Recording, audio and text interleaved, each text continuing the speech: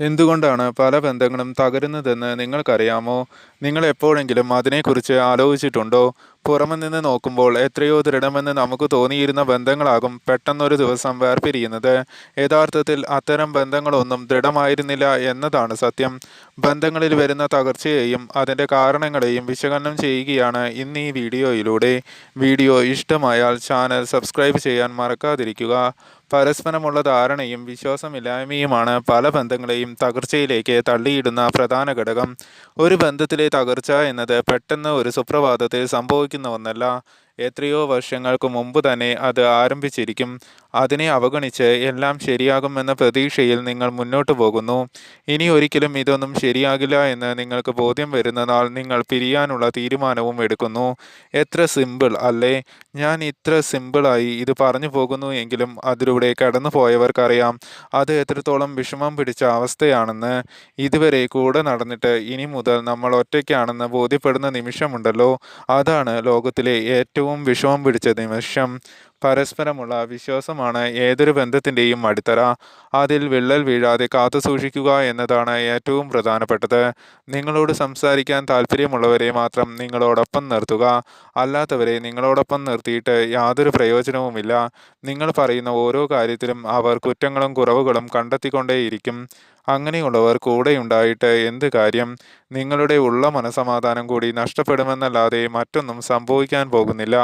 നിങ്ങളുമായുള്ള ബന്ധം മുന്നോട്ട് കൊണ്ടുപോകാൻ ആഗ്രഹിക്കുന്നവർ നിങ്ങൾ പറയുന്ന കാര്യങ്ങൾ മനസ്സിലാക്കുക തന്നെ ചെയ്യും.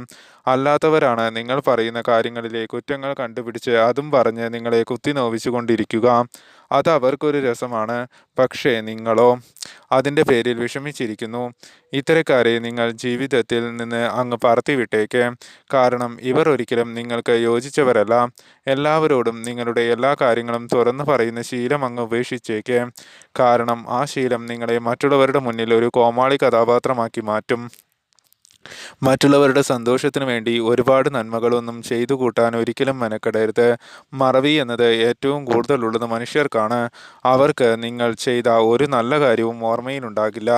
മോശം കാര്യങ്ങൾ അവർ ഓർമ്മയിൽ സൂക്ഷിക്കുകയും ചെയ്യും. അതാണ് മറ്റൊരു തമാശ. പാലം കടക്കുവോളം നാരായണ, പാലം കടന്നാൽ കൂരായണ എന്നതാണ് നമുക്കിടയിലുള്ള പലരുടെയും സ്വഭാവം. നിങ്ങളുടെ സന്തോഷത്തിനു വേണ്ടി എപ്പോഴും നിലകൊള്ളാൻ ശ്രമിക്കുക. ജീവിതം നിങ്ങൾക്ക് നൽകുന്ന അനുഭവങ്ങളിൽ നിന്ന് പാഠങ്ങൾ പഠിക്കുക, മുന്നോട്ട് പോവുക. ബന്ധങ്ങളിൽ ഇണക്കങ്ങളും പിണക്കങ്ങളും സർവ്വസാധാരണമാണ്. എന്നാൽ ഒരു കാര്യം ഓർമ്മിക്കുക, ഒരു പിണക്കത്തെയും ദീർഘകാലത്തേക്ക് മനസ്സിലിട്ട് കൊണ്ടു നടക്കാതിരിക്കുക. എപ്പോഴും നിങ്ങൾ ഒരു ഭാഗം മാത്രം കാണാതിരിക്കുക.